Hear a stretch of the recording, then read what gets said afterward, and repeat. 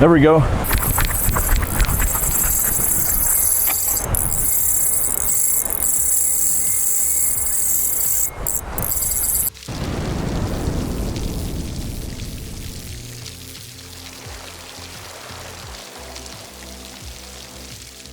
What is going on, everyone? Surf fishing can be challenging yet very rewarding. There are many aspects and dimensions to it. It's not just about catching fish or reading the beach. It's about casting far, but also barely casting 20 yards. That sounds contradictory, doesn't it? I'll tell you why later on. People often ask me, what do you do to catch more fish from the surf? Social media isn't much help. You can ask on Facebook, and the response is probably going to be in the water. I'm not gonna lie, when somebody asks me, where did you catch that fish? I respond with, in the water. So I decided to compile a list of my top 10 surf fishing tips, hacks, cheats, forbidden knowledge that the elitists don't want you to know.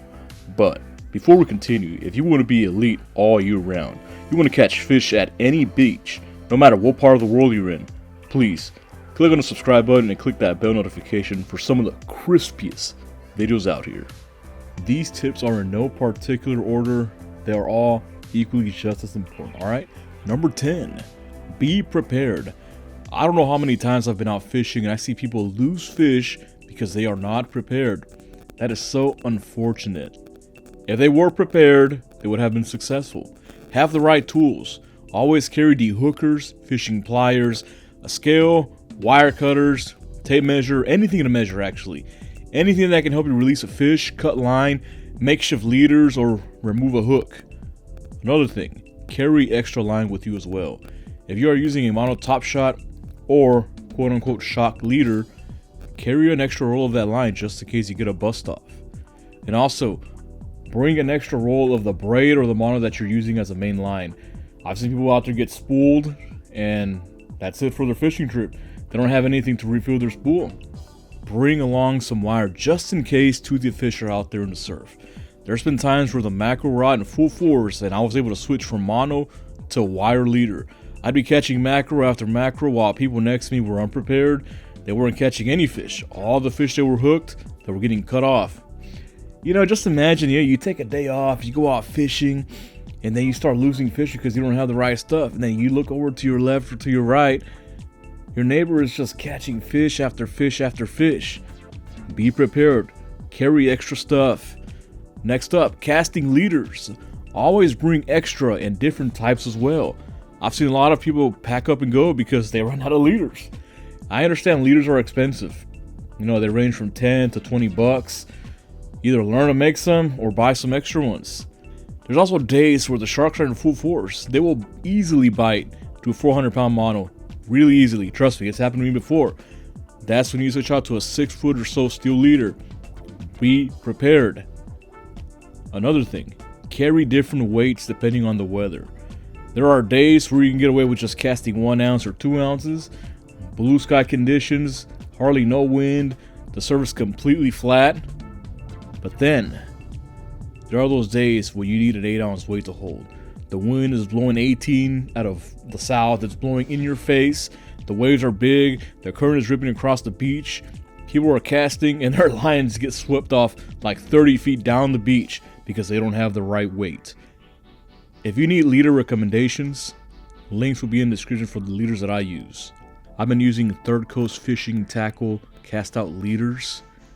We have the Beach Bomber Fishing Signature Series. 6-foot cable leaders, all blacked out. They look sick.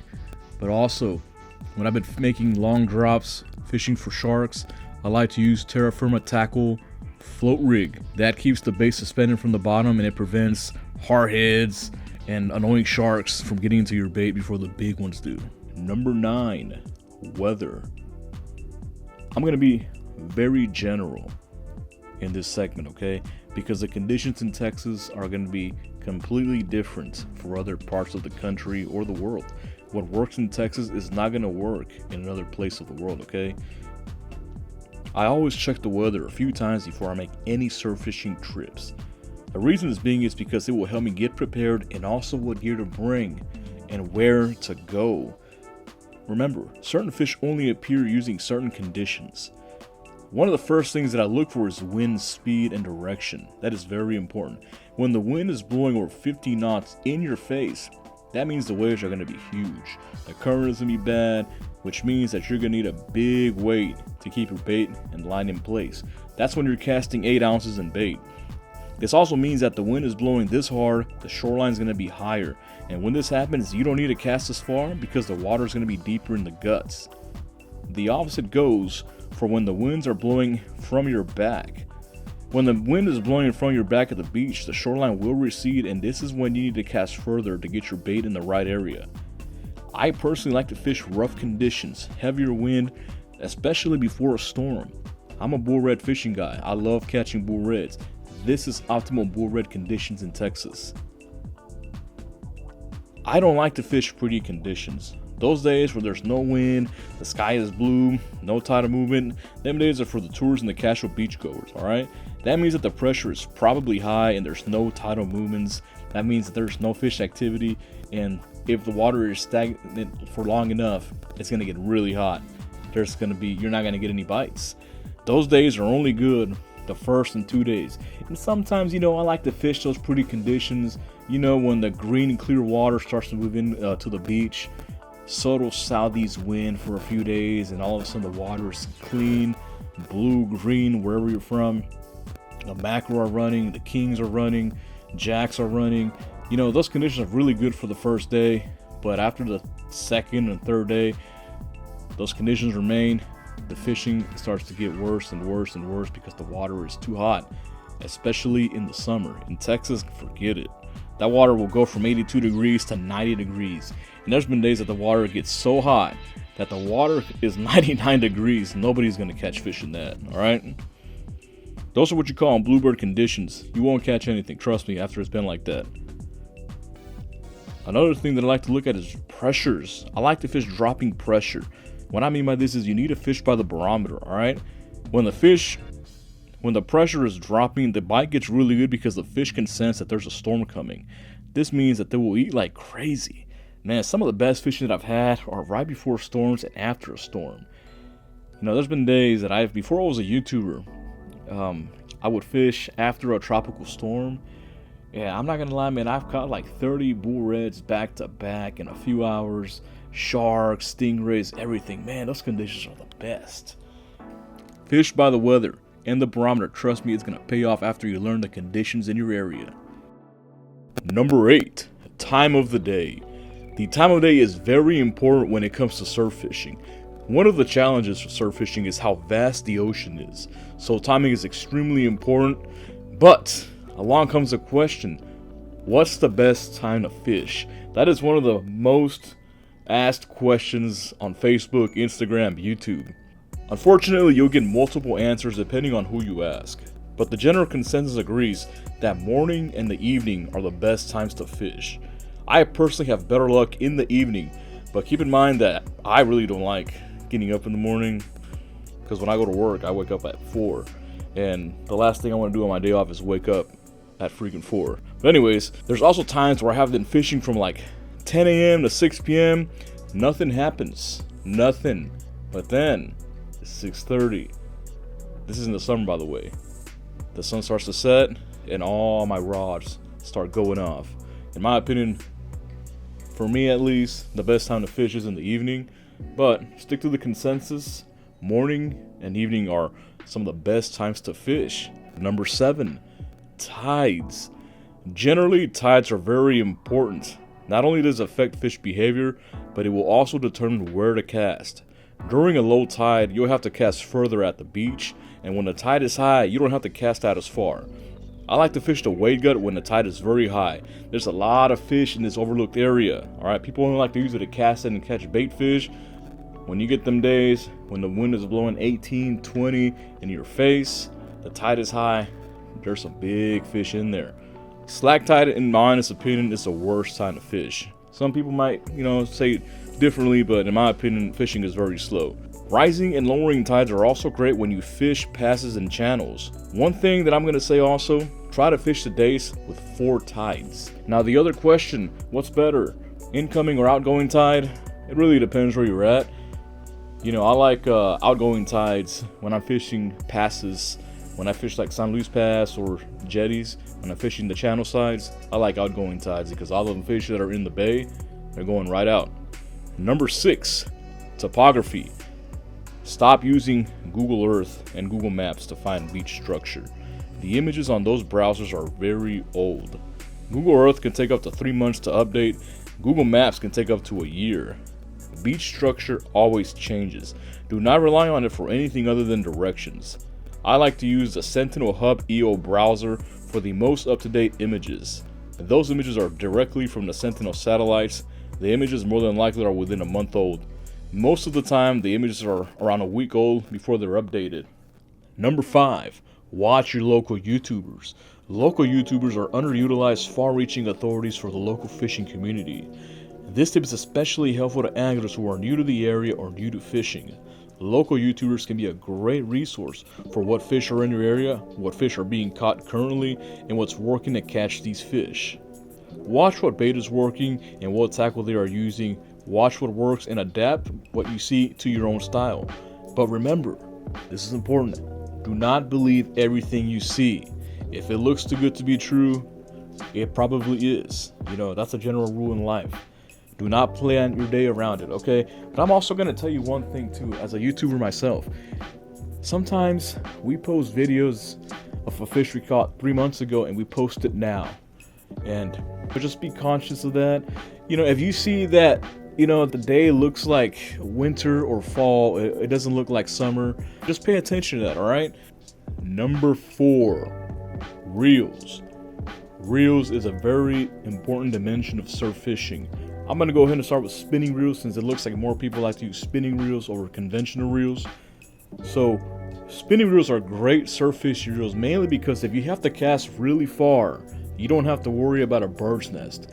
Your biggest worry is going to be a wind knot, but that only happens when you're casting really light lures, light baits directly into the wind, and let's say the wind is blowing like 20, you might get a wind knot. But a lot of rods are out there have the technology with the guides that prevent wind knots also. When I look for a spinning reel for surf fishing, I try to look for the long cast system. I have a Penn Conflict 8000 long cast. The spool is very long and that helps me get my baits way out there. According to some companies, they say that the longer spool increases distance by up to 30%. Is that true? It seems like it. I know it makes a big difference when you're casting lures and light baits up to like 4 or 5 ounces, but when you're aiding baiting, I see somewhat of a difference, but at that point, the only thing that's holding you back is your own strength, okay? Another thing that I look for when I'm using spinning reels is how loud the clicker is. Spinning reels do not have a loud clicker. That's a very bad thing when you're surf fishing, mainly because you're not going to be able to hear the clicker if you have a fish on the line, especially when the waves are breaking. You're going to hear more waves than clicker. My reels that I like to use have a loud clicker, and luckily I was able to find 3 different reels that have really loud clickers, and they're by Shimano. The Shimano Spheros and the Shimano Saragosa have really loud clickers. You can actually hear those. That's very important because let's say you're out there with your homeboys talking or whatever, and meanwhile you have a fish on the line, you're not going to be able to hear it. And what's going to happen? You're going to get spooled. Another thing I look for in spinning reels is, are they sealed? There's a lot of reels out there that claim that are sealed, but they're not IPX rated. I like to use reels that are IPX8 rated, so like that, if I were to fall in the surf or some waves splash on the reel, it's not going to get damaged. I've been using a saltwater resistant reel from Walmart. It's $56 to catch a bait, and so far it's held up. The drag's a little slippery, but they offer bigger sizes, I think up to 7,000, but I wouldn't use that for sharks or big bull reds. You know, I don't know how it's gonna perform, but the little 4,000 size that I've been using seems to be working pretty good. All right, these are the best tips that I can give you for spinning reels. All right, I love to use conventional reels when casting. I feel like I can cast further with conventional reels. What I like to use magged reels. That's going to help me prevent from getting a bird's nest, whether I'm casting 3 ounces, 10 ounces, a pound. You've seen a lot of videos that I have on there that I'm casting, 12 ounces, 10 ounces, putting a lot of power into those casts, and I'm not getting a bird's nest. The magnets help out a lot, but also you still have to use your thumb sometimes. If you start to see that your spool and your line is getting a little overrun, then you give it a quick little light tap, and that's going to make all the difference. So when it comes to conventional reels, I like to fish mag reels, okay? So most of the time right now I've been using the Avid SX. I have a few SXs, and I really like them because they have a small spool that's a small reel, and they also have mags in them. That's only the MC version, and it's a small reel. And for it being such a small reel, it has a lot of line capacity. If I could compare a Avid SX with a Penn Fathom 215 or a Saltus 20 and 30, the Avid SX still holds more line than both, and it's smaller. That means a lot because the lighter, the better. Alright, so look for reels that are magged. And also, if you're able to customize your reels, I suggest that you would go ahead and swap out the bearings, because that's going to help you have a faster spool. You'll be able to cast further distances, alright? But most importantly, get a reel that is magged so you don't get a bird's nest. Alright, number 3, use the right rod. You don't always need a long rod for surf fishing. I have rods that range from 7 feet all the way to 14 feet. I use my 7-foot rods to fish close when the tide is high or fish the wade gut. I'll cast about an ounce for some fish bites, small cut bait, or live finger mullet. And I also have a few 9-foot rods. My old trusty combo that I use for everything is a 9-foot Daiwa Coastal SP surf rod that serves me as a dual purpose rod. I use it for lures and baits. I usually cast around 2 to 3 ounces with bait, cut bait, or even some small live baits or fish bites. But I could really fling it out with 3 ounces and a piece of cut bait. I also have a few 10-foot rods that I use to cast way out into the surf. My 10-foot rods are pretty beefy. They are mainly 8 and bait rods. My 12 and 13-foot rods, such as a Breakaway HDX, are used to cast big baits across the surf. Alright, number 2, use different baits. This tip can make or break your fishing trip, alright? Always carry a variety of baits to target multiple species and to pinpoint exactly what the fish are eating. There are days where the fish only want mullet, shad, whiting, or crab. So what I do is I cast multiple baits out to pinpoint exactly what they're eating. Once that happens, I can load my rods with the preferred baits. I either usually bring a cast net with me or a pack of fish bites to catch prime live bait. Alright, finally the end.